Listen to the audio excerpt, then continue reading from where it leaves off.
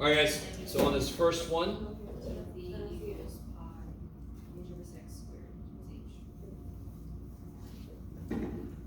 tell us the perimeter is 40, so I'll say 2L plus 2W equals 40. They ask us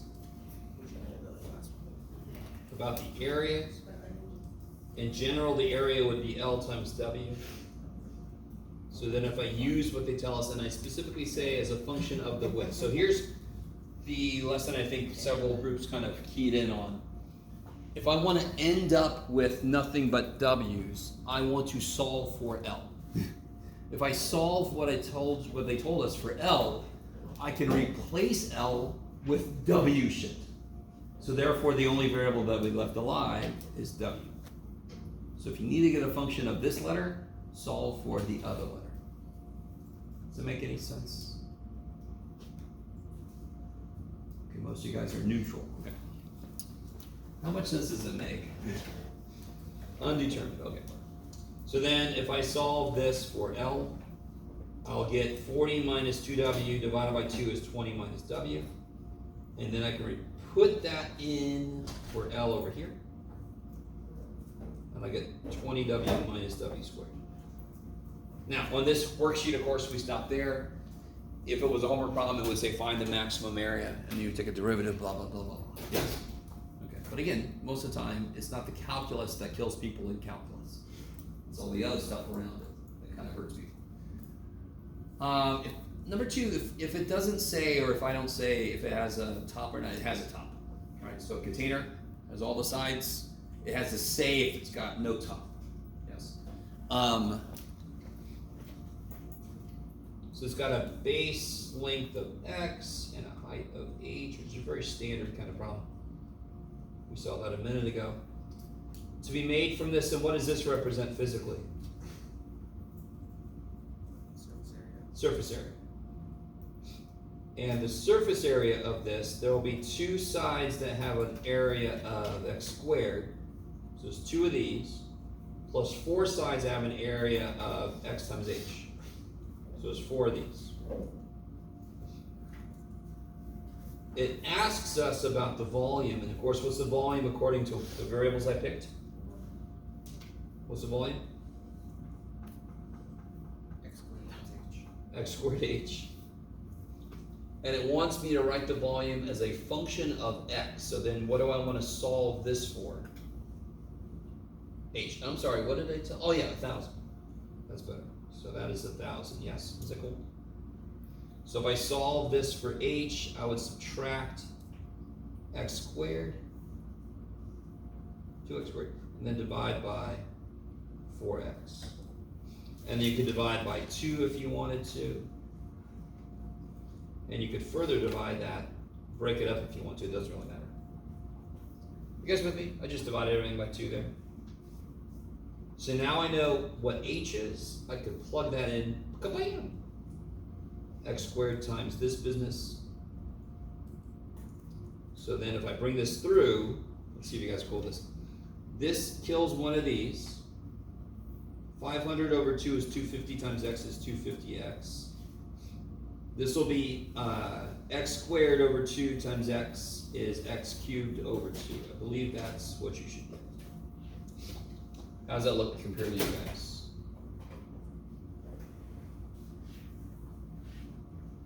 You'll never know, Jeff. Thanks, guys. Yes? Is that an x squared by the v equals? Did I forget? What did I do? No, I just can't. I'm not telling Oh, here? Yeah. Yeah, it was x squared, yes. Okay. Times h. And what I think I did, I killed one of these x's. Yeah, I did. Okay, I did kill one of those x's. Good. So then x times 500 divided by 2, x times x squared divided by 2, because I am. Okay, and then you could do derivatives and blah, blah, blah for the rest of the problem. Do you guys start to get a feel for this? So the biggest problem for students with almost every math problem is, well, number one is when do I do what? But number two is break the problem into parts. If you have the entire problem in your head at once, I understand why you think it's hard. Holy shit. That would be hard for anybody. Okay. Then I have two cylinder problems for some reason. So height is 3 times the diameter, which is not useful because the volume formula is in terms of the radius. God damn it. So how do I rewrite that, of course?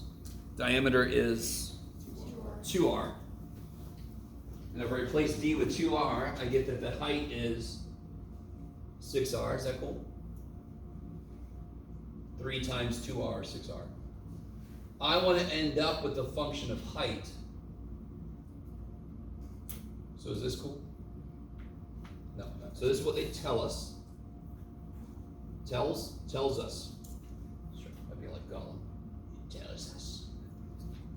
And then what do I want to solve for here? So I end up with the function of height. Solve for r, because that's the one I want to get rid of. So now, in this formula, if I replace r with this, then I've got nothing but h's left. H squared times h is h cubed. 6 squared is 36. So we've seen this kind of problem before.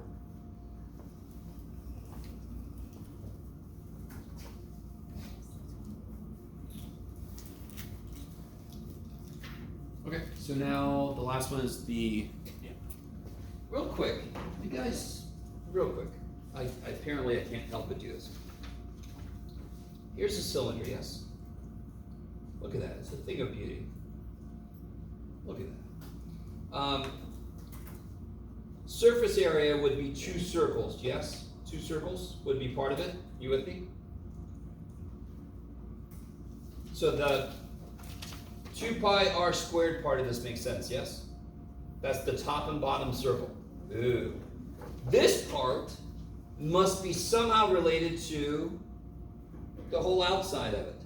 And I always think about like a soup can. Have you guys seen soup cans before? And they have the label, so if you chop one side, you can kind of open it up, and what shape would it make? If I had a soup can, and I took the label, chopped one part of it, and I opened it up, what shape would it make? Huh? Rectangle. So if there was a label on this and I chopped it and I opened it up, it would look like this. Now, how tall? What is this? H. H. And what is this? No. If I open it, oh jeez, you're gonna tell me you can't see what I'm doing. If I open this up, chop, open, won't this be equal to this? And what is this? Which is what for a circle? Pi r squared. Please make me stop. No, it's 2 pi r, yes? You with me? Circumference is 2 pi r? Sure. So this is r, this is h, and this is 2 pi r. So therefore I should have a 2 pi r h term for the side of it, yes? I love, so many guys are like, I don't care what you just said because you just gave us a formula. All right. So I want the volume to be 60 cubic inches, and I really loved it when somebody was like, what's the volume? It was right there. So I want, they tell us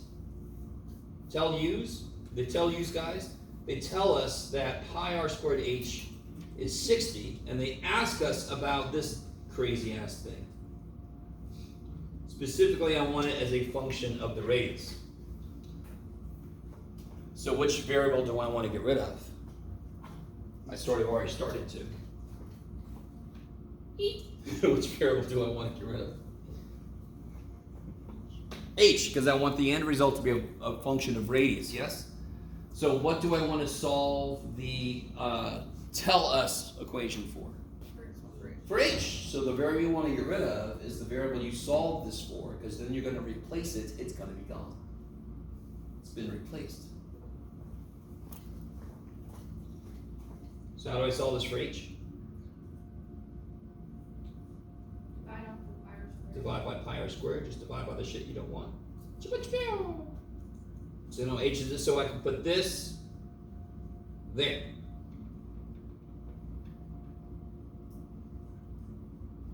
And I love one group was going around about whether they should. Of course you should. You can simplify. Shit, yeah. 2 times 60 is 120. The pi dies and 1r dies.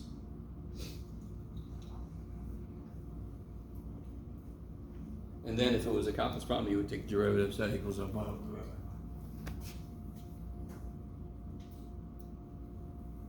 How do you guys feel? The problem is not going to use the words tell and ask. You're going to read a problem. You're going to say, okay, what does it tell me? Blah, blah, blah, blah. What does it ask me? Blah, blah, blah, blah. And then you're like, how do I use what they tell me to help with what they ask me? And then the problems will be that much easier to manage because each part is much simpler on its own. Is the hope. Okay. Any questions on any of those? So obviously there's going to be quite a few geometrical kind of problems, but there will also be a couple like distance problems. And,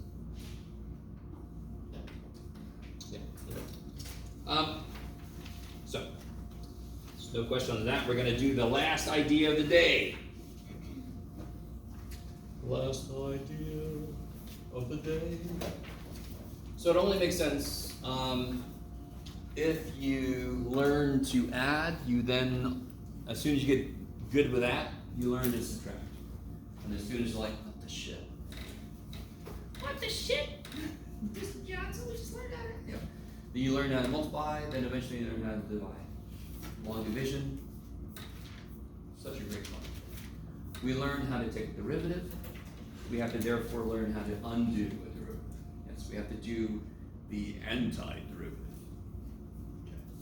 It's going to have a different name eventually, bless you. But some of you guys might know the word. It starts with an I.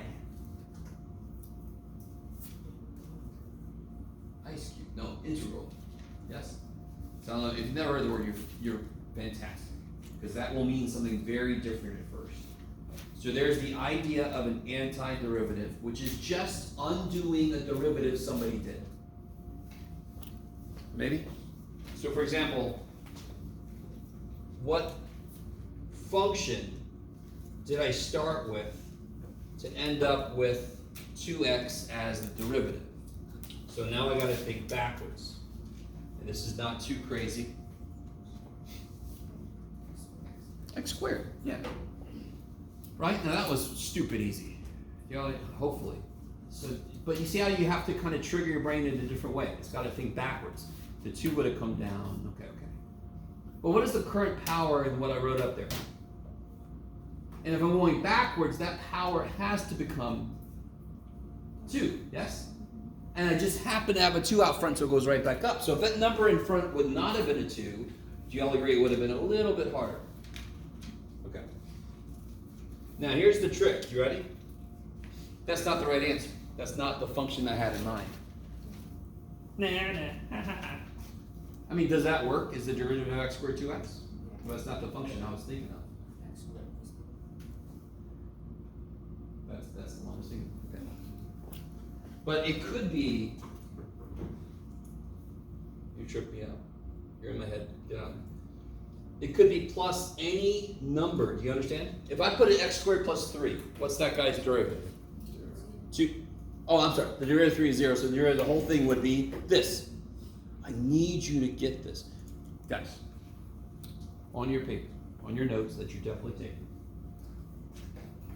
make an XY coordinate plane. Give yourself some scale, 1, 2, 3, 1, 2, 3. Yes? With me?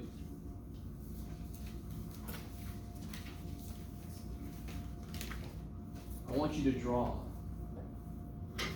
the line that has a slope of 2.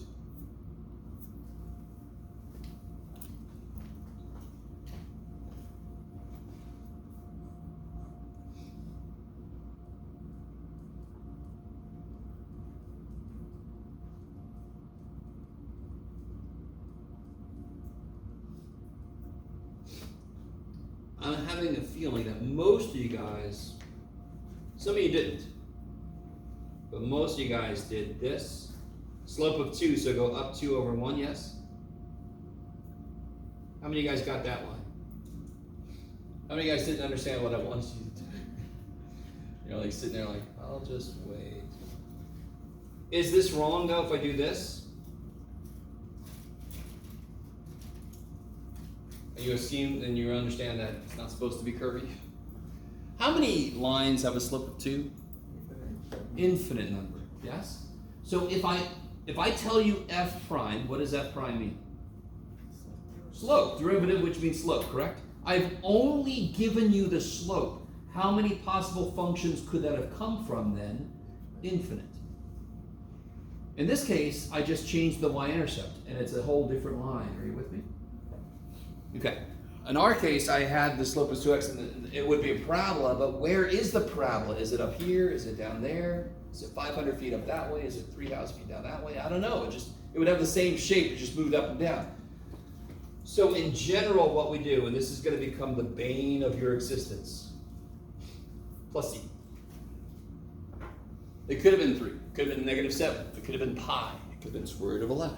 All those would have a derivative of 0, and they would end up with 2x. Do you guys agree? If I was smart, someday, I'm going to make it to being smart, I would have said x squared plus c, take the derivative.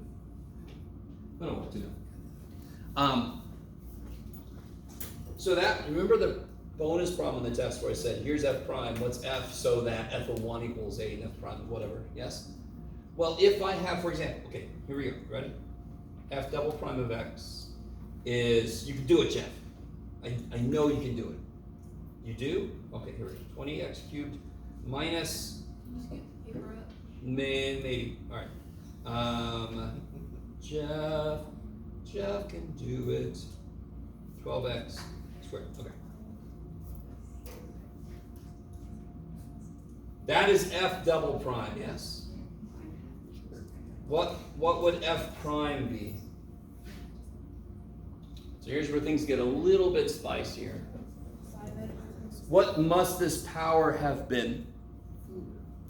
You with me?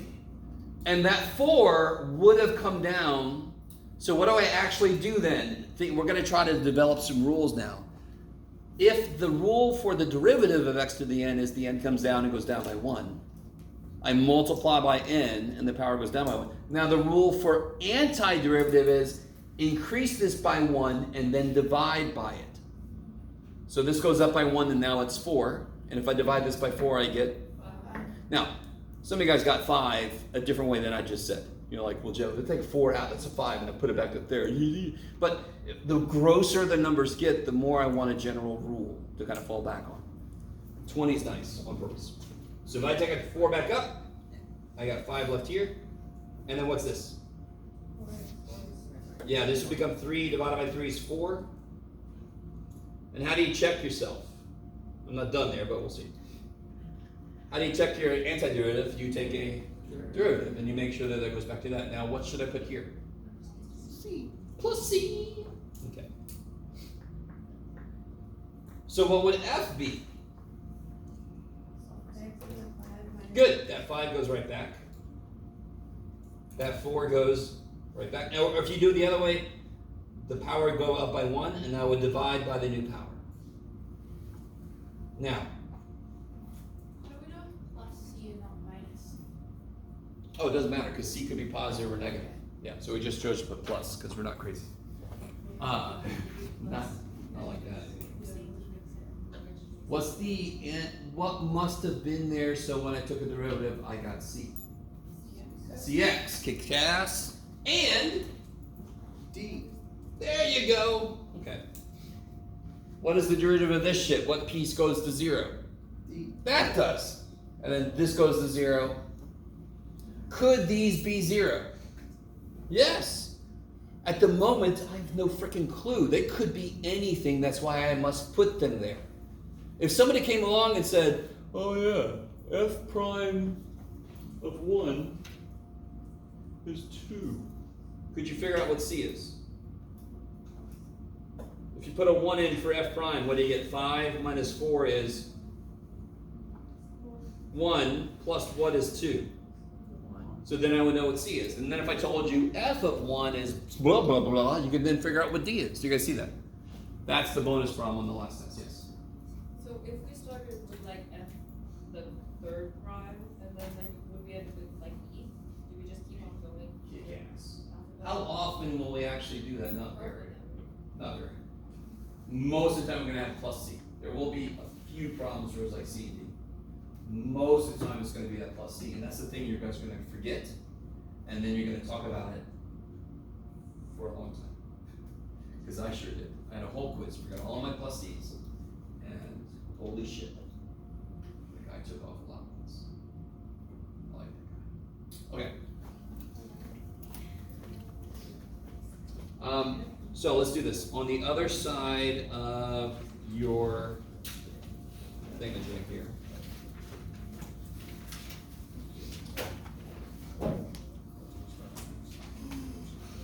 Now I'm gonna kind of guide you a little bit in terms of what I want you to notice from the sheet. Damn. Can you guys just do part A real quick?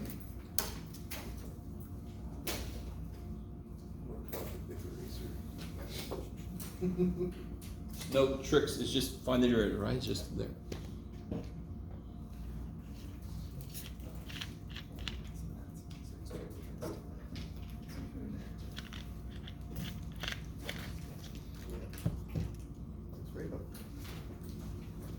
Okay, too late. So what do you guys get for this derivative? Now look at 2b. My aunt just went up from LA, but I'm not even doing work. What would f of x, what must it have been? What must have it included? Natural log of? X minus 3 in this case, yes? No. What are you guys missing? Plus C. Okay. Now, if I just had you guys do this, if you didn't put your plus C, that would not have been a problem. We would have had a little discussion. Yes? Sorry, what was the reason again of why we have to put this? What is the derivative of this? Remember x minus And what's the derivative of a constant? 0. Okay. Are you really, okay, you ready? This is the whole purpose for the line thing earlier. If I only tell you the slope of something, do you know where it is? You know how it's moving. Do you know where it is? So what could its y-intercept be? Anything. So we gotta put a C there to cover our ass. C for cover your ass. It's funny I never thought of that. You guys kind of with me? Because the derivative of a constant is 0, if somebody already took a derivative, I have no idea if there was a constant there that just they killed on the way to their little derivative. Think about the constants, all the constants we killed. Sorry. Is everybody kind of with you? Alright, do 1b.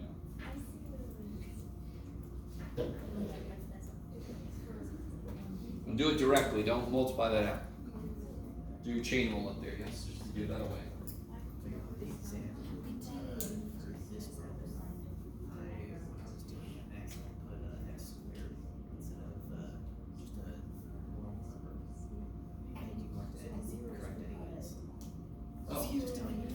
Okay.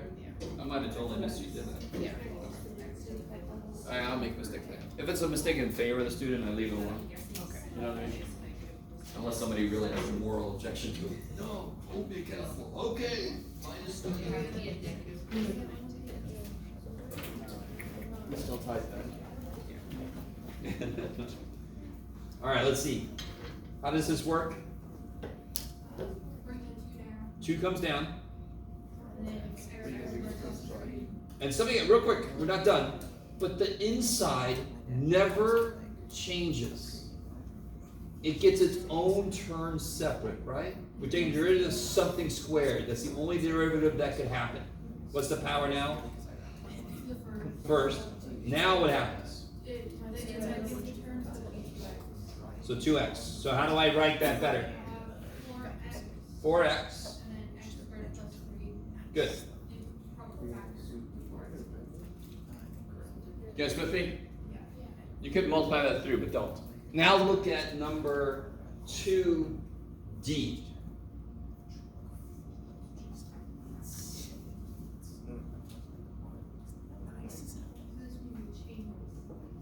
No. Here's a very important thing to realize. I really want you to think about this. When I'm taking a derivative, Do you all agree chain rule is kind of funky? Sure. I need you to understand that if I had to do the derivative backwards, there is no chain rule. There is thinking about chain rule in reverse. You don't have to do that much work for this though. If the number out front was, I already forgot what we just got. If the number out front was 4, yes. If that was a 4, can anyone tell me why that would be a stupid ass easy question? Because we know that. Because we know what function ends up with the derivative of 4x this. It would be this. It's not a 4 though, is it? It's a 12. So the answer cannot be this. Because if that was the original function, the derivative would be this, yes? Sorry. There.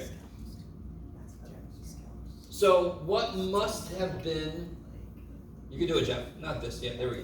It can't be this, because there would have been a 4x out front. There's a 12x out front. So what must have been in front of it? 3.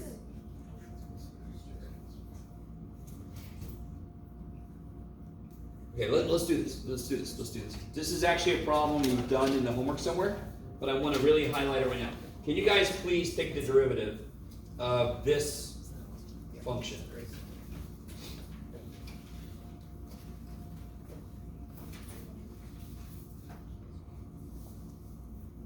You can do it.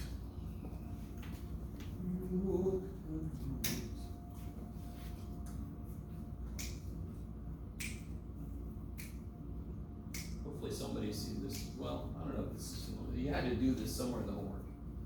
And I really want to highlight it now that we're talking about going backwards. This story is really nice. Yes, what do you have to do here?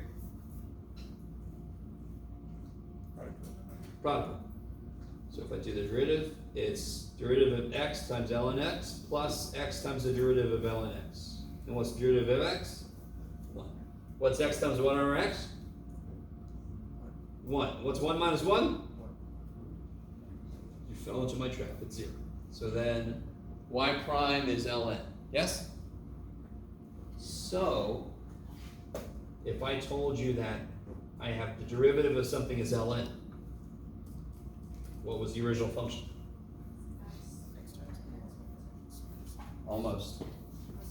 Yes. X ln x minus x plus c. You know, sounded like the Martians from that Mars Attacks. X ln x minus x. That might be too deep of a reference. I'm sorry. Has anyone ever seen Mars Attacks? Michael Fox? No. It's a funny movie you should watch. One of Jack Black's first movies. He looks very good. Shut up, old man. Okay. So if I know the derivative of function is this, I know it's antiderivative. I know how to go backwards. Of course, all we're doing is going backwards. It's 3 plus 4 is 7, then 7 minus 4 is freaking 3, because that's where the hell it came from, yeah? So if I know the derivative of a function, I can then go backwards. Did I actually do something? Did we do something to this? No, we just remembered, oh, this is this guy's derivative, so that's where it must have come from. What's the antiderivative of cosine x? Sine x. Right? Did you do something to cosine? No, you just remembered where cosine would have come from. Yes? Now, in Calc 2, you're going to learn what you could actually do to this to get the answer. But right now, we're just like, we just realized, we just did this guy's derivative and got this. So of course this is the antiderivative of that. You guys see that? Maybe. So not surprisingly, if you have to do antiderivatives, you're going to have to think backwards. Okay, so coming back to this. If it had been this, its derivative would have been 4x this, yes? But this guy said 12, so I would have had that with a 3 in front. That would have made the 4 become a 12, yes? Okay, maybe. None of these are very interesting, damn it. This one's easy, yes? We did this earlier, so what's this one? X divided plus c. There you go, there's a plus c. This one's nifty. Yes, I heard it. Yeah, so if you put cosine down and then you check it, what's the derivative of cosine? Negative sign. So what must have been here to kill the negative that would come out when you do the derivative? There must have been a negative. That's the thinking backwards part. Maybe. So let me push my luck.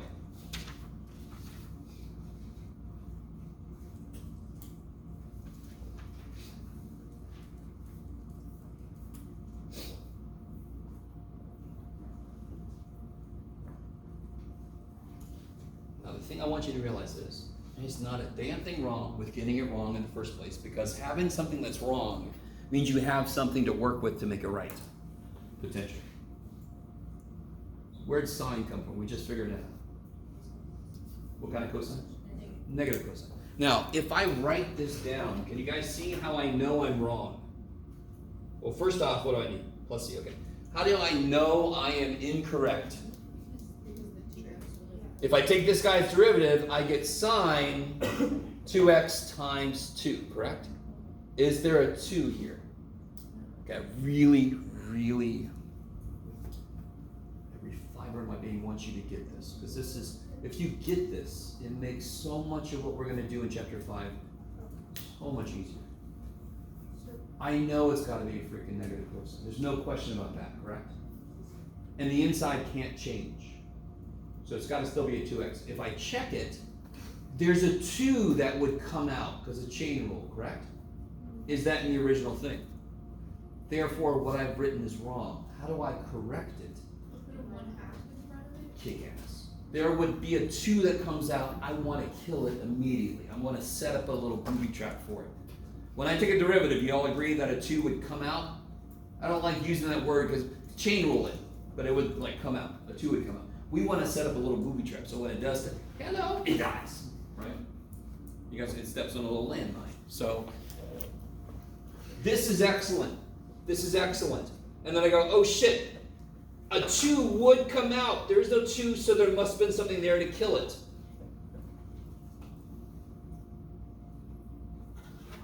Now if you take this guy's derivative, it would be positive sine of 2x times 2 divided by 2. Right? Of course, he just goes to 0 like he's supposed to. You guys start to see that? Now, again, we got some more time for us to kind of get that fully, but. So if I started with this, there's a chain rule that happens, correct? This is the answer to it. What would I do if I took the derivative of this? Wouldn't I multiply by 2? And what's an antiderivative? It's the opposite. So the antiderivative to answer it would divide by 2 instead. So what if this would have been a sine of 3x? And would it have been right? Yes. Okay. Okay, maybe. Okay. What else we got? We got one more problem on this one. Oh, this is perfect. Don't say anything. I didn't even notice this. This is perfect. I sort of gave it away if you were listening a second ago, but don't say anything. The trig function, you know the answer to that, and then there's just one little thing you have to account for.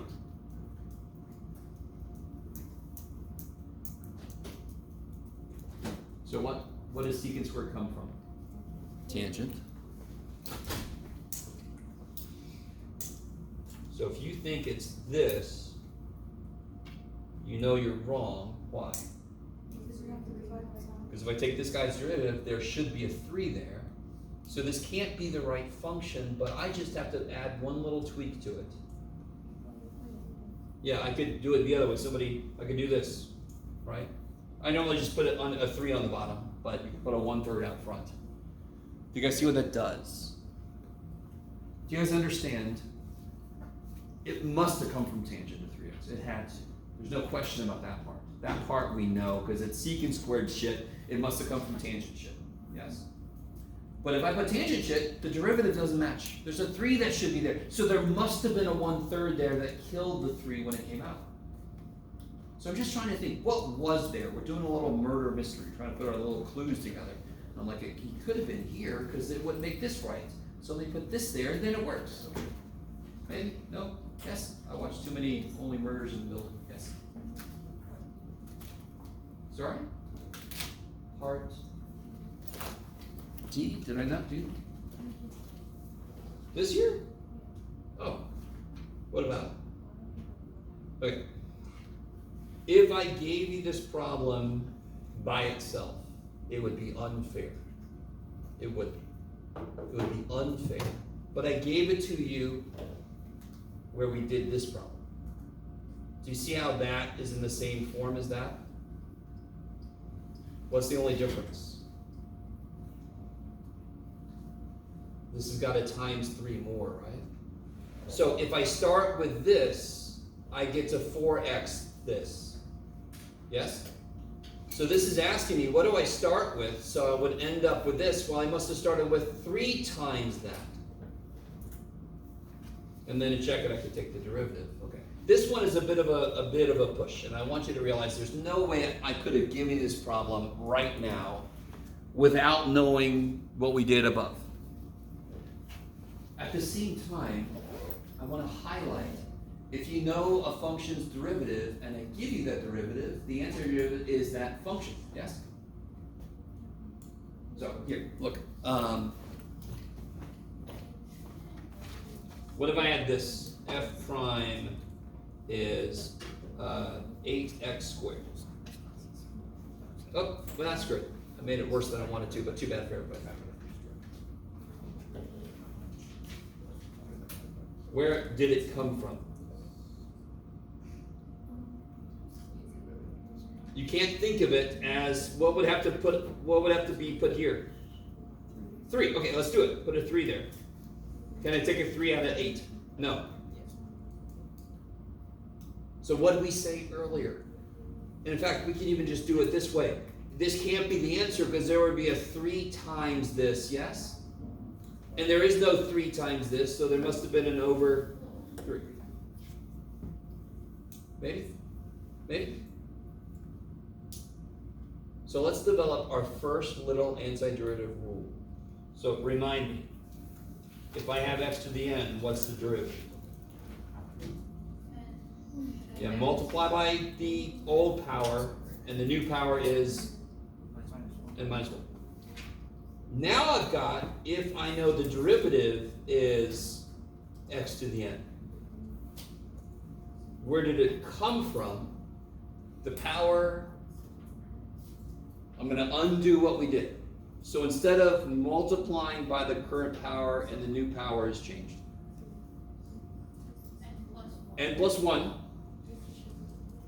And instead of multiplying by it, I'm going to divide by it. Now that makes it look a lot worse than it really is, but. So how do I take the derivative of x to the n? I multiply by the old power and the new power is n minus 1. So how do I do all that backwards? I increase the power by 1 and then divide by the new power. I just did everything backwards. Because what is an antiderivative? It's the inverse of a derivative, which means it does everything in reverse. Yes? Maybe? So this is an idea, well this is not why we do this. But the only time you know an idea is if you know it backwards and forwards, especially in mathematics. Because math you can normally go both backwards and forwards and I won't make the same joke. So how would I do this then? If I know f prime is 7/3 x to the negative 1/5. Such a jackass, Jeff. So here's what you do. And again, this is new to us, but it's the same old rule, just backwards. What would the new power be? No.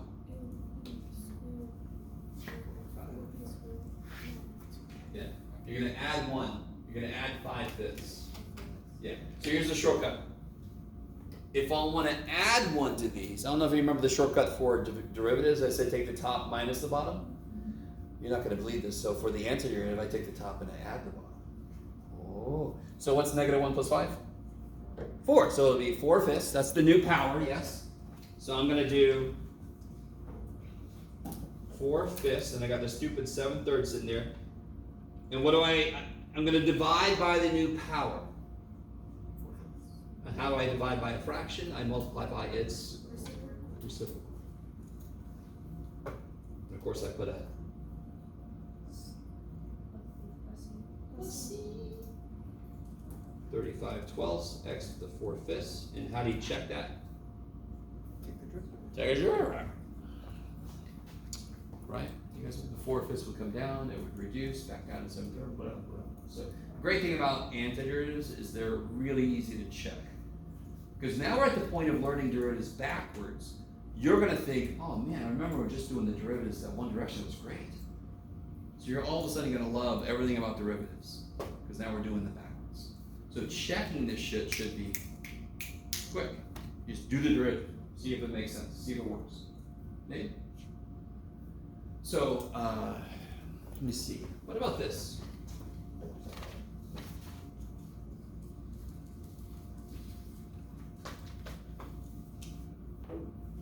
Don't say anything. What's F for that? Don't say anything. What would F have been? What the F was F? What the flapjack? Shut the front door.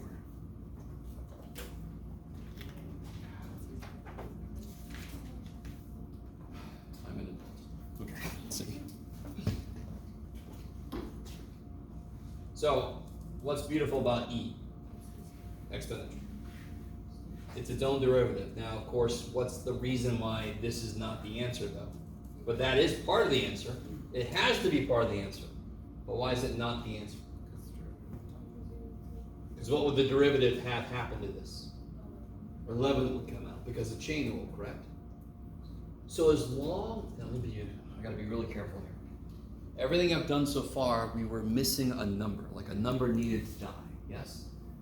If what I'm missing is more than just a number, if what I'm missing is a function of x, I'm screwed. We have to wait till we learn more shit. I'll show you an example in a minute of a problem we can't currently do. So this is wrong, because its derivative would have an 11 out front, and there is no 11 out front, so there must have been over 11, yes? So if you want to, we can make a rule. E to the ax, what's its derivative? I'm sorry, what's its antiderivative? E to the ax over a. E to the ax over a. Plus C. Thank you. So here's a problem that we currently cannot even begin to do.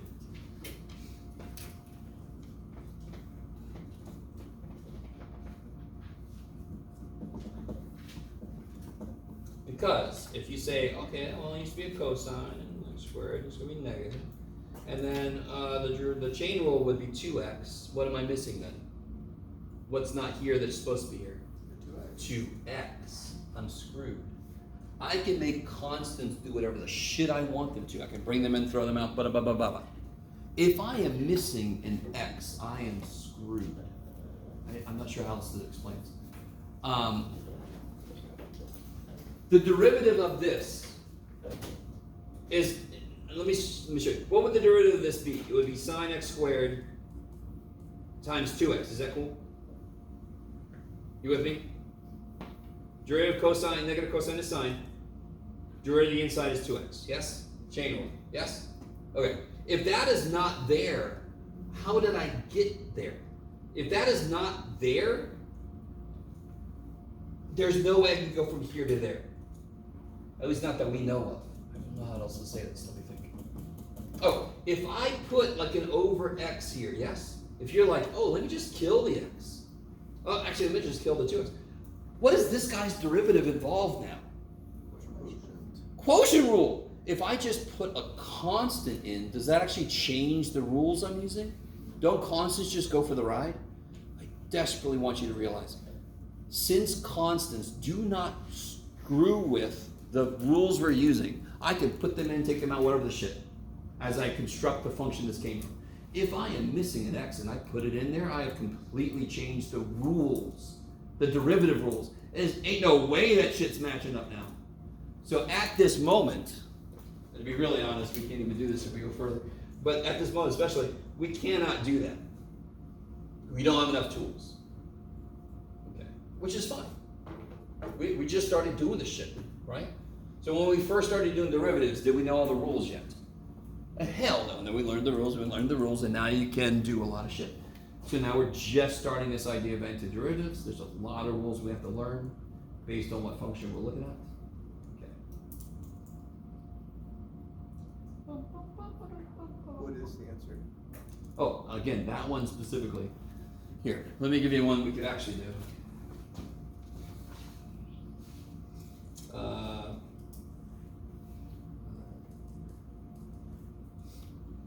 This one you can maybe tease out. You can figure it out.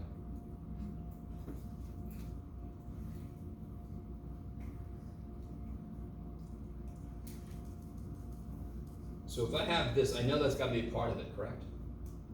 Because E is its own derivative. Sure enough, I'm done. You guys see that? Because what is the derivative of this? It would be itself times the derivative of this, which is 2x. So why was that possible? Because it had its chain rule piece. If that wasn't there, I'm screwed. I can't go backwards because I couldn't even go forwards in the first place. I couldn't even go there if it's missing the chain rule piece. Maybe you guys are sort of, not really. Screw you, Jeff. Why have to make it so hard, Jeff? Sorry. I taught astronomy once and I loved it because everybody thought we were just going to look at the sky. And there was like all this detailed business and so forth. And they went, why are you making this so hard? Okay, I'm sorry. You suck, Jeff. Yeah, I do. Okay. So what we're about to get into. So 4.9 is antiderivatives. It's all that what we just did. So 4.9 is going to have the plus c. They might start, a few of the problems I think start with the second derivative, and we've done examples of that. We have to set that twice. There's going to be a lot of polynomial stuff, but then you're going to see some other stuff. Then what's going to be really weird, just to kind of give you a little bit of a pathway forward here. I look at 4.9 as kind of like a bookend to chapter 4. It's kind of like, okay, you can do derivatives forwards. 4.9 says, now let's do it backwards. Ah. Then chapter 5 is going to suddenly turn a corner. We're going to suddenly start talking about finding the area under a curve. So if I draw, so this 5.1 is going to feel really, if I draw a function from like A to B, you're going to get really, really tired of me drawing this picture. Isn't there an area? Is that shape a standard geometrical shape? Like it's a square, right? You go x times x. No. Holy shit. So an immediate thing that calculus can do for us is get the area of an irregular shape. Right? That is like something that was left out in the sun. And for some reason we're like, what's the area of that thing now? You guys kind of with me? So, and then somehow we're going to connect getting areas under curves, we're going to connect it to antiderivatives. And that is a trippy connection. And I really want to focus on the reason that connection exists so that you really have a strong foundation of trust with this idea of integration, which is what we're going to get into next time. Because that's the thing. Holy shit. So derivatives are great. Integration is everywhere. Once you learn it and you do anything after that in STEM, you're like, how did I do shit before I knew how to integrate? I don't know. You had to, somebody just had to give you the answer. They never showed you where it came from. So how many of you guys have taken statistics? Anybody? There's a whole bunch of sit and stats that is based off of calculus. So you just use it because your teacher said, here's the formula. I actually posted a proof of something. I said, look at it if you dare, but it's got some advanced calculus. So a lot of the math courses you guys take, a lot of the formulas exist because of integration, right? This weird thing we're about to get into. And it's based on anti-differentiation, antiderivatives, but it actually somehow also gets the area under a curve. And one other weird idea what do you think is true then about, what if my function's down here? What do you think might be true? What do you think is true about that area? Still positive. It's negative. Yes. And the reason I'm cool with that is because I am a physics guy. So I understand that velocity can be negative. It just has to do with direction. So this could be the total amount of money we made. This would be the total amount of money we lost. Of course it's negative because it's going away from us. It's flowing away. So I think of plus and minus as direction. So if the money's flowing to me, I'm happy, it's positive. If the money's flowing away from me, it's okay. All right, I'm sorry. I'm going a little too far with my little burnt toast looking pictures. All right, what time is it? Yeah, what the hell? Let's have a really, really early day. Again, if you guys feel like you're getting gypped out of your tuition, just complain about me to my dean. Huh? You just saw him? Yeah, go talk. Just good. This Jeff guy. I paid good money for him to keep yapping at me, and he stopped yapping at me. And don't forget what's happening tomorrow, guys. Yeah, don't come. The campus is closed tomorrow because it's the 3rd of July. Everybody's favorite holiday.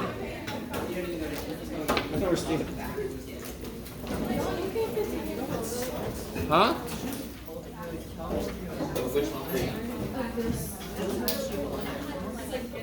Oh, shit. This one. Oh, yeah. Received emails. I